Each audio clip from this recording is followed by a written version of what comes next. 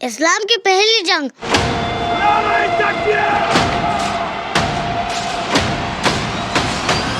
بدر میں 313 1000 پر بھاری پڑ گئے. پھر احد آیا جہاں ایک غلطی نے تاریخ کو خون میں ڈبو دیا. اور خندق میں تو دشمن ڈر کر بھاگ گئے. یہی سے وقت بدل گیا اور مسلمانوں کی طاقت بڑھتی چلی گئی. خیبر میں قلعے گرے، مکہ فتح ہوا اور کعبہ میں پہلی اذان گونجی. حنین میں طائف کا غرور چکنا چور ہو گیا اور تبوک میں تو سپر پاور ہی ڈر گئی اور فائٹ کرنے ہی نہیں آئی. لیکن پھر وہ ہوا جس کا کسی کو وہم و گمان نہیں تھا. نبوت کا سورج غروب ہوا اور پورے عرب میں فتنے کی آگ پھیلنے لگی. لوگ کہہ رہے تھے کہ اسلام تو ختم ہو چکا ہے، لیکن حضرت ابو بکر نے وہ کل دکھایا جس کی مثال انسانی تاریخ میں نہیں ملتی. یہی سے شروع ہوتا ہے حضرت ابو بکر کی خلافت میں لڑی گئی 16 جنگوں کا دور، جس نے ریگستان سے اٹھ کر آدھی دنیا کو فتح کر دیا. حضرت محمد صلی اللہ علیہ وسلم اس دنیا سے پردہ فرما چکے تھے، لیکن اسلام کے اس نئے سفر کو ایک مضبوط سہارے کی ضرورت تھی. اور سہارا بنے رسول اللہ کے وفادار ساتھی حضرت ابو بکر صدیق. خلافت کی ذمہ داری سنبھالتے ہی حضرت ابو بکر کے سامنے چیلنجز کا ایک پہاڑ کھڑا تھا. ایک تو جھوٹے نبی سر اٹھا رہے تھے، دوسری طرف زکوٰۃ سے انکار کرنے والے باغی تھے، اور تیسری طرف سپر پاور رومن امپائر تھی.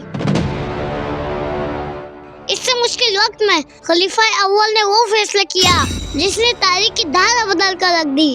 یہ فیصلہ تھا لشکر اسامہ کی روانگی کا. رسول اللہ نے اپنی زندگی کے آخری دنوں میں رومن امپائر کے خلاف ایک فوج تیار کی تھی تاکہ جنگ موتا میں شہید ہونے والے مسلمانوں کا بدلہ لیا جا سکے، جس کا کمانڈر بنایا گیا صرف 18 سال کے نوجوان اسامہ بن زید کو. لیکن جیسے ہی نبی کریم کے وفات کی خبر پھیلی، پورے عرب میں بغاوت کی آگ جل اٹھی. اس نازک صورتحال میں حضرت عمر سمیت کئی بڑے صحابہ حضرت ابو بکر کے پاس آئے اور عرض کیا، اے خلیفہ رسول، اس وقت مدینہ خطرے میں ہے، دشمن کسی بھی وقت پہ حملہ کر سکتے ہیں. بہتر یہ ہے کہ اسامہ کی فوج کو ابھی نہیں بھیجا جائے تاکہ یہ فوج مدینہ کی حفاظت کر سکے. کچھ لوگوں نے تو یہ بھی کہا کہ اسامہ بھی بہت جوان ہے، کسی سینئر جنرل کو کمانڈر بنایا جائے. لیکن حضرت ابو بکر نے فرمایا، خدا کی قسم، جس جھنڈے کو اللہ کے رسول نے لہرایا ہو، میں اسے نیچے نہیں کر سکتا. چاہے مدینے کے درندے میری بوٹیاں نوچ لیں، میں اس حکم کو پورا کروں گا جو میرے آقا نے دیا تھا. اور فرمایا، جسے اللہ کے رسول نے کمانڈر بنایا ہو، اسے ہٹانے والا ابو بکر کون ہوتا ہے؟ مدینے کے بعد جرف کے مقام پر 3000 مجاہدین کا لشکر تیار تھا. روانگی کا منظر اتنا جذباتی تھا کہ دیکھنے والوں کی آنکھیں بھر آئی. نوجوان اسامہ بن زید اپنے گھوڑے پر سوار تھے اور وقت کے خلیفہ حضرت ابو بکر صدیق ان کے گھوڑے کی لگام تھامے پیدل چل رہے تھے. حضرت اسامہ نے شرمندہ ہوتے ہوئے کہا، اے خلیفہ رسول، یا تو آپ بھی سوار ہو جائیں یا میں نیچے اتر آتا ہوں. حضرت ابو بکر نے جواب دیا، نہ تم نیچے اتر کے نہ میں سوار ہوں گا. کیا میں اپنے پاؤں تھوڑی دیر کے لیے اللہ کے راستے میں غلط آلود نہیں کر سکتا؟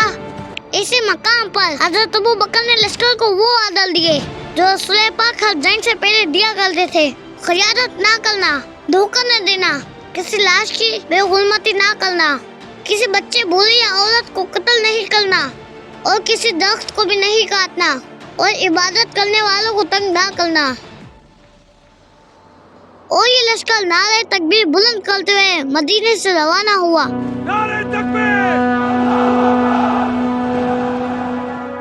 اب اس لشکر کو مدینہ سے نکلے ہوئے چند ہی دن ہوئے تھے کہ وہی ہوا جس کا ڈر تھا.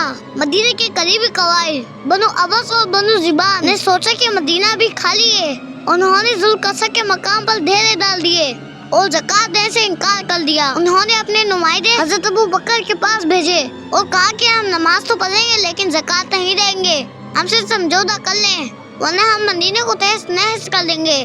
حضرت ابو بکر نے ان نمائندوں کو جواب دیا کہ تم رسول اللہ کے دور میں ایک اونٹ دیتے تھے اور اس کے ساتھ رسی بھی دیتے تھے، تو اب سے تم اونٹ دو اور اس کے ساتھ رسی نہ دو، تب بھی میں تمہارے خلاف جہاد کروں گا. नुमाइंदे वापस गए और अपने लश्कर को बताया। जब उन्होंने देखा कि हजरत अबू बकर समझौता नहीं कर रहे तो दुश्मन ने रात के अंधेरे में मदीने पर हमला करने का फैसला किया। मदीने में तो गिनती के चंद लोग की बाकी थे। जैसे ही दुश्मन ने हमला किया, तारिक ने एक अजीब मंजर देखा। हजरत अबू बकर ने खुद फौज की कमान संभाली। वो अपने ऊंट पर सवार होके हाथ में तलवार थामी और बूढ़े और जवानों को लेकर दुश्मन पर टूट पड़े। पहले हमले में मुसलमानों ने दुश्मन को पीछे धकेल दिया। हजरत अबू बकर ने इन्हें सांस लेने का मौका भी नहीं दिया और रातों रात इनका पीछा करके इन्हें मैदान छोड़ने पर मजबूर कर दिया। हजरत अबू बकर ने साबित कर दिया कि मदीने की दिफा करने के लिए सिद्दीक की एक लड़का काफी है। एक तरफ मदीने का एक कामयाब दिफा था और दूसरी तरफ लश्कर उसामा शाम के सरहदी इलाके बल्कि पहुंच चुका था। इनका असल हदफ उबने का मकाम था जहां उसामा के वालिद ज़ैन बिन हारिसा शहीद हुए थे। रमस ने कभी ये सोचा ही नहीं था कि रसूल अल्लाह के वफात के बाद इतनी जल्दी मुसलमान हम पर हमला कर सकते हैं। सुबह का वक्त था जब हजरत उसामा ने बिजली की तेजी के साथ दुश्मन पर हमला किया। इस्लामी फौज का नारा बुलंद हुआ। दुश्मन के कैंपों में खलबली मच गई। रमस हक्का बक्का ले गए कि कैसा लश्कर है जिसमें मौत का खौफ नहीं बल्कि शहादत का शौक है। शदीद लड़ाई हुई, तलवार बिजली की तरह चमकी और हजरत उसामा खुद सफों में आगे लेकर मुकाबला करते रहे। दुश्मन की फौज तितर बितर हो गई और मैदान छोड़कर भागने लगी। ये मुहिम 40 दिन की थी। हजरत उसामा ने न सिर्फ फतह हासिल की बल्कि बहुत सा माल गनीमत लेकर फातिहाना अंदाज में मदीना वापस लौटे। हजरत अबू बकर सिद्दीक ने खुद शहर से बाहर आकर इनका इस्तकबाल किया। इस फतह ने पूरे अरब पर एक साइकोलॉजी वार जीत ली थी। बागी कबाइल के दिल देख गए। उन्होंने सोचा कि मुसलमान के पास अगर इतनी ताकत है कि वो दुनिया की सबसे बड़ी सुपर पावर पर हमला कर सकते हैं, इसका मतलब ये है कि मदीना में इनके पास बहुत बड़ी फौज मौजूद है। हजरत अबू बकर की इस फजीलत ने इल्तिदाद को कुचलने की राह हमवार की। लश्कर उसामा की वापसी ने मदीना को एक नई जिंदगी दे दी, लेकिन खतरा अभी टला नहीं था। अरब के रेगिस्तानों में फितनों का धुआं अब भी उठ रहा था।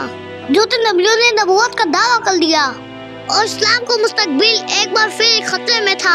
अब वक्त था उन 11 झंडों का जो हजरत अबू बकर सिद्दीक ने तैयार किए थे और अब एक ऐसा शिबे सरार मैदान में आने वाले था जिसे दुनिया से फुल्ला मतलब अल्लाह की तलवार के नाम से जानती है।